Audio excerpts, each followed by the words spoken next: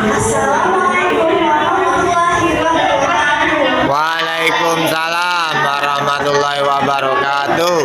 Selamat sejahtera umat semua.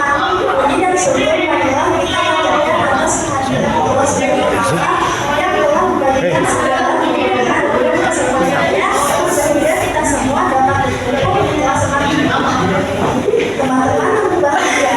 Dalam kesempatan ini saya akan membahas tentang keadilan rokok bagi kaum pelajar.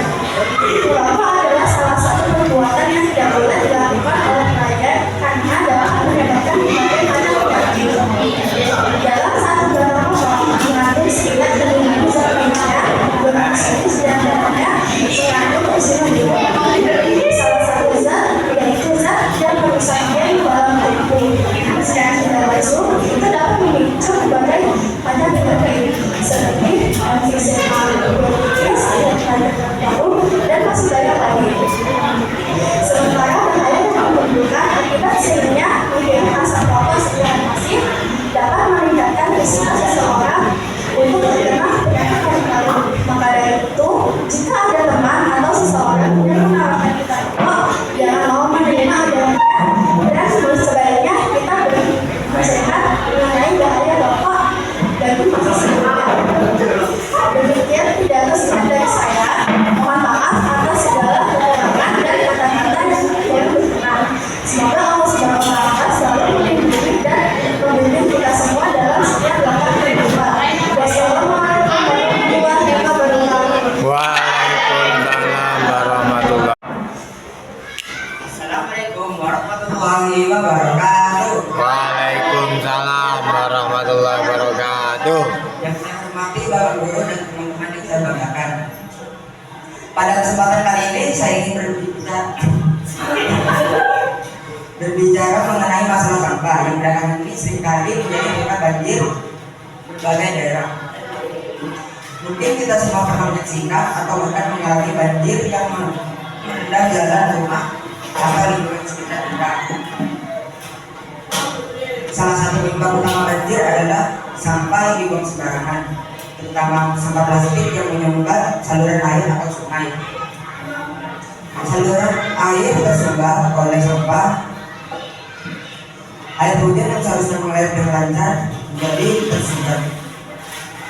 Akibatnya air meluap dan menimbulkan genangan yang bisa menyebabkan banjir. Selain itu, sampah yang terendam dalam air juga bisa menyebabkan lingkungan, merusak ekosistem dan membahayakan kesehatan kita. Kita semua memiliki peran penting untuk mengurangi dampak dari masalah ini. Salah satunya adalah dengan tidak membuang sampah sembarangan, serta misalkan sampah organik dan non organik. Kita juga bisa mengurangi sampah plastik sekali pakai. Karena plastik membutuhkan waktu yang sangat lama untuk terurai. Dengan cara ini kita dapat membantu mencegah banjir dan menjaga lingkungan agar tetap bersih dan sehat. Teman-teman, mari bersama-sama kita berkomitmen untuk menjaga kebersihan lingkungan, mulai dari diri kita sendiri dan mengajak orang lain untuk ikut peduli terhadap pentingnya pengolahan sampah. Semoga dengan adanya kita bisa mengurangi bencana banjir yang sedang terjadi di sekitar kita. Demikian yang saya dapat sampaikan. Terima kasih atas perhatian teman-teman. Wassalamualaikum warahmatullahi wabarakatuh. Assalamualaikum warahmatullahi wabarakatuh. Waalaikumsalam warahmatullahi wabarakatuh. Salam sejahtera untuk kita semua. Yang terhormat Bapak Guru dan teman-teman saya yang ada di sekolah ini. Pertama-tama mari kita bersyukur kepada Tuhan Yang Maha Esa dan atas isi-isinya. Kita semua dapat berkumpul dengan sehat. Hadirin sekalian, kecelakaan lalu lintas sudah menjadi ancaman bagi semua orang, baik pengendara maupun yang berpenumpang. Aturan lalu lintas dan kunci keselamatan dalam berkendara. Ketika berkendara motor, gunakan helm, jangan capek saat waktu berkendara, dan berhati kecepatan ketika melewati jalan yang rawan kecelakaan. Sayangnya, baik pengendara maupun penumpang sering mengabaikan aturan tertulis seperti ini. Sebagai generasi yang berpengalaman berakal, kita kami aturan tersebut. Keluarga kita sudah menunggu di rumah. Jadi hadirin yang terhormat, kuliah aturan dari kita. Demikian pidato singkat yang dapat saya sampaikan. Terima kasih. Assalamualaikum warahmatullahi wabarakatuh. Waalaikumsalam. Assalamualaikum warahmatullahi wabarakatuh. Waalaikumsalam warahmatullahi wabarakatuh. Yang terhormat Pak Mahdi Sakti serta teman-teman yang saya banggakan. Marilah kita panjatkan puji dan syukur atas kehadiran Allah Subhanahu wa Ta'ala, karena atas nikmatnya kita dapat berkumpul di tempat ini dalam keadaan sehat. Teman-teman sekalian, hari ini saya ingin berbicara tentang sebuah kebiasaan yaitu kebersihan kelas. Sebagai siswa, kelas adalah tempat kita belajar, tempat kita berbuat diri, dan tempat kita menghabiskan sebagian besar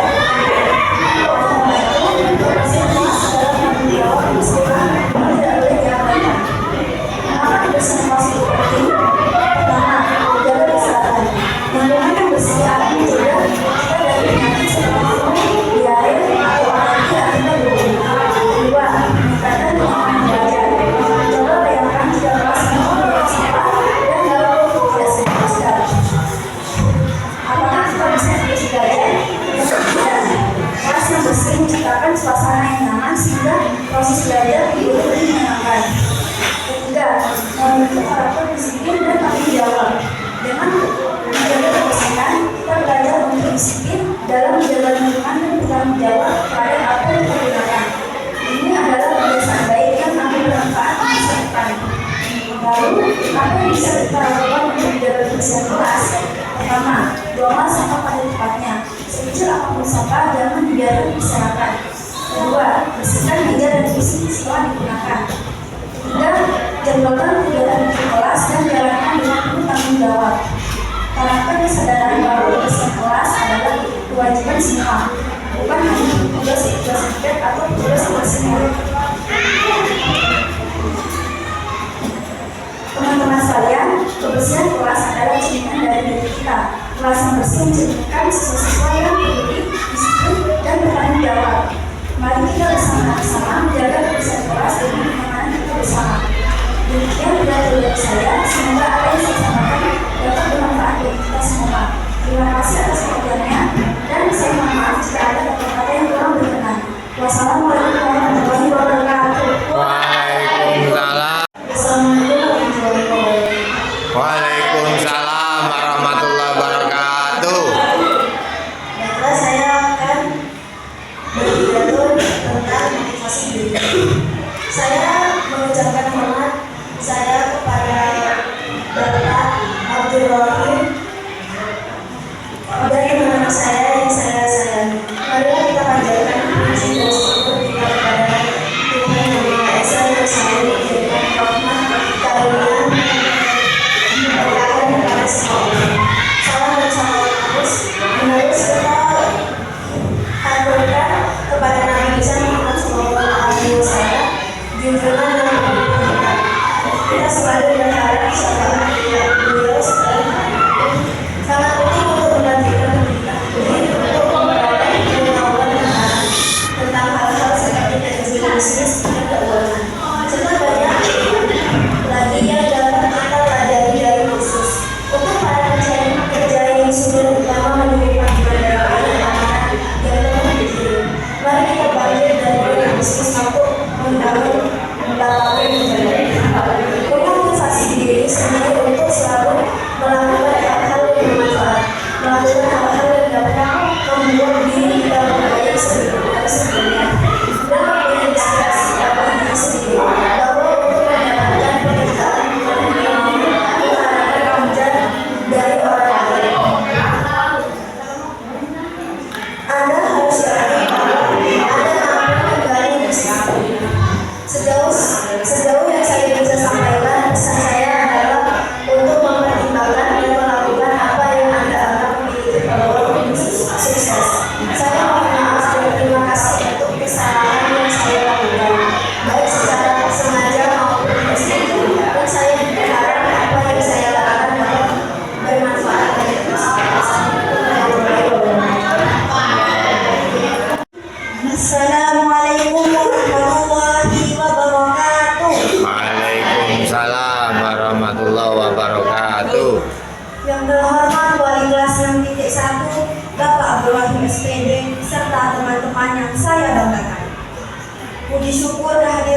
Subhanahu wa Ta'ala, pada pagi hari ini kita masih diberi nikmat sehat dan sempat sehingga kita masih bisa berkumpul di kelas ini dalam keadaan sehat walafiat. Salawat dan salam semoga tercurah limpahkan kepada junjungan kita Nabi besar Muhammad Sallallahu Alaihi Wasallam. Teman-teman yang saya banggakan, kali ini saya ingin berbicara mengenai satu topik yang sangat relevan bagi kita semua, yaitu tantangan yang dihadapi oleh generasi Z. Apa itu generasi Z? Generasi Z atau disingkat Gen Z merupakan kelompok usia yang lahir antara tahun 1997 sampai 2012. Sehingga kita ini termasuk dalam kelompok Gen Z. Mengapa disebut Gen Z? Karena kita terlahir di dunia di era digital yang sudah maju. Sejak kecil kita sudah mengenal teknologi yang namanya handphone. Teman-teman yang saya banggakan, sebagai generasi Z, kita memiliki beberapa tantangan.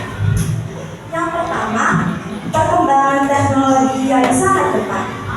Sebagai Gen Z, kita harus bisa menyesuaikan diri kita dengan perubahan ini.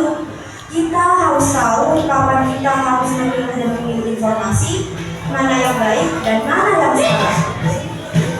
Yang kedua, globalisasi yang semakin mendalam. Segala informasi dapat diakses hanya dalam hitungan detik. Ini mengharuskan kita untuk tidak hanya menjadi cerdas dalam ilmu pengetahuan, tetapi kita harus bijaksana dalam menyikapi perubahan yang datang dari luar. Kita harus tahu kapan kita harus bersosialisasi dan kapan kita harus tekun pada kebenaran. Teman-teman yang saya banggakan, selain tantangan yang kita hadapi, juga ada kesempatan besar yang menanti kita. Kita memiliki akses yang terbatas dan peluang untuk menggunakan teknologi. Ada kesempatan bagi kita untuk berinovasi, berkarya, dan memberikan kontribusi nyata. Dengan kemampuan untuk belajar, keberanian untuk mencoba hal baru, dan semangat untuk berbagi, kita generasi Z mampu menjadi agen perubahan yang berani menghadapi segala tantangan dengan penuh daya diri. Teman-teman yang saya banggakan, sekaranglah saatnya bagi diri kita untuk mengetahui peran besar kita dalam masyarakat. Dunia ini membutuhkan pemimpin yang tidak hanya cerdas, tetapi juga penuh empati. Dunia ini membutuhkan individu yang tidak hanya terhubung dengan teknologi, tetapi juga dengan sesama manusia. Dunia ini membutuhkan kita, generasi Z, untuk membawa perubahan positif baik bagi diri kita maupun bagi orang lain. Mari kita hadapi segala tantangan ini dengan penuh optimisme dan rasa tanggung jawab yang tinggi. Kita adalah agen perubahan yang memiliki potensi tinggi. Kita tidak hanya menjadi penonton dalam perjalanan dunia yang terus berubah. Kita harus aktif terlibat untuk menciptakan masa depan yang lebih baik. Sekian yang dapat saya sampaikan. Terima kasih atas perhatiannya. Wassalamualaikum warahmatullahi wabarakatuh. Waalaikumsalam.